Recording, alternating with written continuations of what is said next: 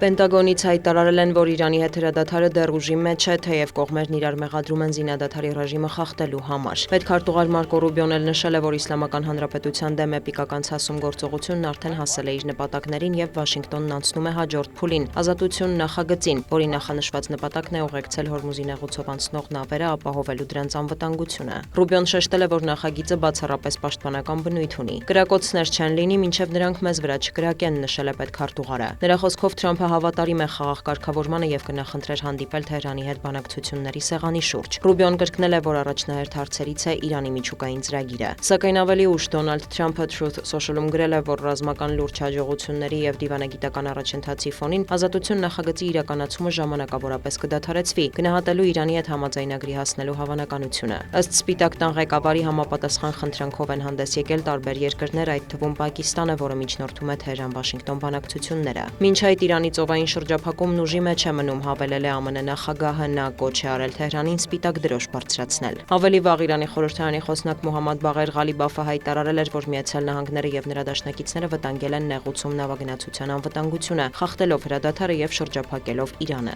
Իսլամական Հանրապետության նախագահն էլ կրկնել է, որ Վաշինգտոնի պահանջներն անիրատեսական են։ Մասուդ Փեզեշքյանի խոսքով Միացյալ Նահանգներն առավելագույն ճնշման քաղաքականություն է վարում եւ սխալմամբ կարծում, որ Թեհրանը կենթարկվի եւ կնստի բանակցությունների սեղանի շուրջ։ Նաեւ իրանական կողմը հերքում է Արաբական Միացյալ Էմիրություններին նոր հարվածներ հասցնելու մեղադրանքները, նշելով, որ բացառապես արտացոլում են ամերիկյան ագրեսիան։ Ռուսաստանի եւ Միացյալ Նահանգների արտգործնախարարները հեռախոսազրույց են ունեցել պետքարտուղարության տվյալով Սերգեյ Լավրովը եւ Մարկո Ռուբիոն քննարկել են երկկողմ հարաբերությունները, ռուս-ուկրաինական պատերազմը եւ Իրանի շուրջ իրավիճակը։ Մոսկվայից հավելել են, որ դիվանագետները համակարգել են երկկողմ շփումների ժամանակացույցը։ Զրույցը կառուցողական էր եւ գործնական, ասված է ՌԴԱԳՆ հաղորդագրության մեջ։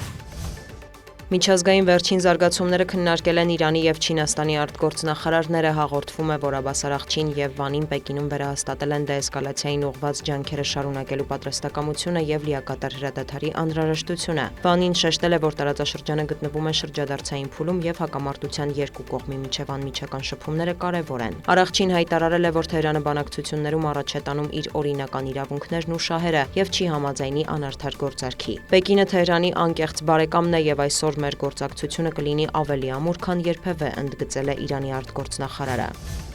Կեսգիշերին ուժի մեջ է մտել Կիևի հայտարարած կարճաժամկետ հրադադարը, սակայն ուկրաինական կողմն արդեն մեղադրել է Մոսկվային ռեժիմը խախտելու համար։ Հանրապետության ԱԳՆ-ն հայտնել է, որ գիշերը ռուսական ուժերը 100-ից ավելի ԱԹՍ-ներ եւ հրթիռներ են արձակել։ Թիրախում են հայտնվել Սումիի շրջանը, Դնեպրը, Զապորոժիան, Խերսոնը։ Հայտնի է ավերածությունների, խաղաղ բնակչության շրջանում զոհերի եւ վիրավորների մասին։ Ռուսաստանի ՊՆ-ն էլ հայտնել է, որ գիշերն ուկրաինական ԱԹՍ-ներ են խոցել Բելգորոդի, Բրյանսկի, Կուրսկի, Մոսկվայի մարզերի, Ղրիմի եւ այլ տարածքների ուղղությամբ։ Ղրիմի իշխանությունը տեղեկացրել է, որ թերակղզու հյուսիսում 5 մարդ է զոհվել։ Զուգահեռ Ռուսաստանի ԱԳՆ խոսնակ Մարիա Զախարովան հավատացրել է, որ Մոսկվան չի հրաժարվում բանակցություններից եւ պատրաստ է շփումների, որոնք կարող են բերել հստակ արդյունքների։ Նա նշել է, որ բանակցություններում այժմ դադար է Մերձավոր Արևելքում Վաշինգտոնի զբաղվածության պատճառով։